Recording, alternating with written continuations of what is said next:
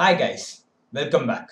This will be the first of many videos which are yet to come on SQL and how you can learn the server side of web development. Now in this video, I'll be giving you an intro to SQL as a language and why it's used, and also I'll be teaching you the basic query that you need to know to develop SQL server side database.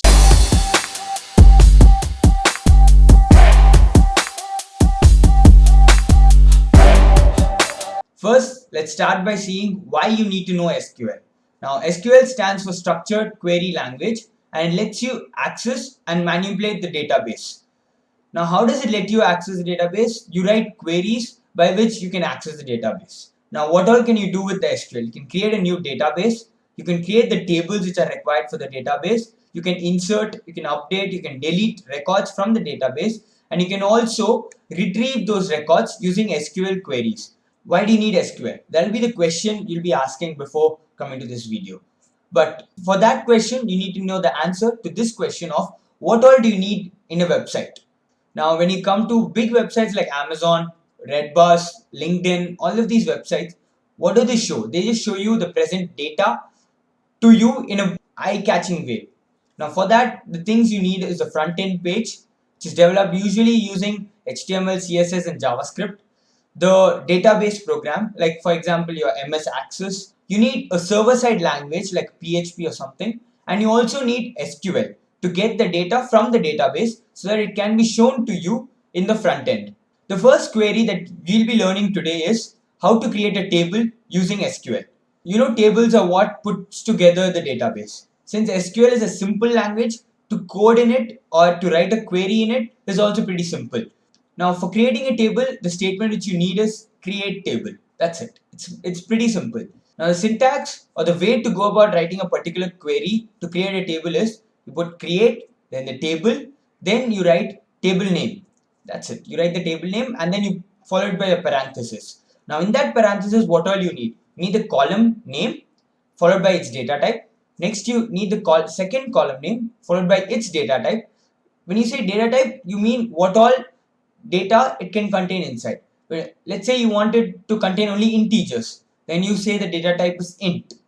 If you want it to contain only strings or letters, then you use the data type called varchar followed by brackets. Now for the varchar, the parenthesis, what you have to give is the number of letters each data can contain. Like if you say name, you follow by varchar and you say, which means that the name can contain 50 letters at the max. Now let's look at how do you actually do it in the SQL command line. In the command line, what you have to do first and foremost is that you have to connect it. So you say connect and you follow by the username, which is system or SYS. Give enter. Now you have to enter the password. In the previous video, we have kept the password to be the same as username. So we say SYSTEM. So it's connected now. So let's see how we create that table. Now let's say we want to create a table for a person. For the person, what are the things you need? You have the person's name, you have the person's age, you have the person's phone number, and you have the person's address. So let's see how you do it. So you say create table followed by the name of the table. So we'll say person, P-R-S-O-N, person, and parenthesis and then semicolon. Now inside that parenthesis, you have to say the column names. First is the name and its data type, varchar, and I'll keep the limit of the name to be 50. That's done. Next is the age of the person. Age is an integer, so we keep it as int.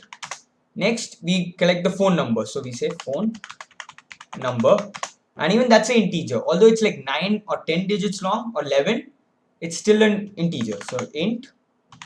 Next is the address of the person. Address, and we give this varchar. Address can be pretty long, so we let's say we put it at 255.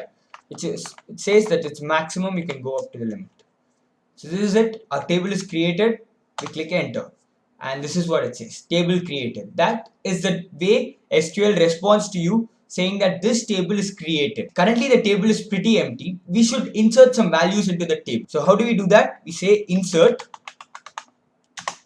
into. We say insert into what? Into the table. The table name we give, say person. What are we inserting? We are inserting values to it. So we say values followed by parenthesis and a semicolon. Now inside that parenthesis, you have to give all the values. So first you have to give the name of the person, then the age, then a phone number, then the address. Whenever you use a varchar, you have to put it in single or double quotes.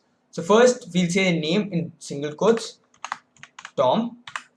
Next is the age, we'll say 25. We'll give a phone number, we'll give any random 10-digit numbers. 10-digit numbers, done. Next is the address. Even now, this is also a varchar, so you have to put it in quotes. So I'll just say street 1 and then the city name. Street 1 and followed by, let's say, city to be London. So that's it. You have inserted value into the table. Now SQL has responded to you saying one row created. That just means that you have inserted one row into the person table. You can go on creating it and inserting values into the table. Now, how do you see that table which is present in SQL? That's what we are going to be learning next. How do you see it is, you say select, which means you have to select it. And in SQL, when you use an asterisk symbol, it just means all.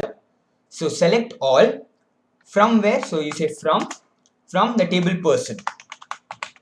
And you put a semicolon. You have to remember that whenever you finish a query in SQL, you have to finish it with a semicolon. And you press enter. Now you see name, it's followed by Tom, age 25, phone number 10-digit number, address street 1 London. Now you can go ahead and insert more values using this query of insert into person values, and you can change the values given here. You have to remember that you have to follow the same pattern, first the name, then the age, then the phone number, then the address, and you have to keep in mind that the varchar you have to put it in single quotes. So you can go on inserting it. And if you want to see the table, you say select star from person. This will show you all the values which are present inside that table. So that's it for this video. In the next video, we'll see more such SQL queries and you'll learn SQL along with me. Thank you.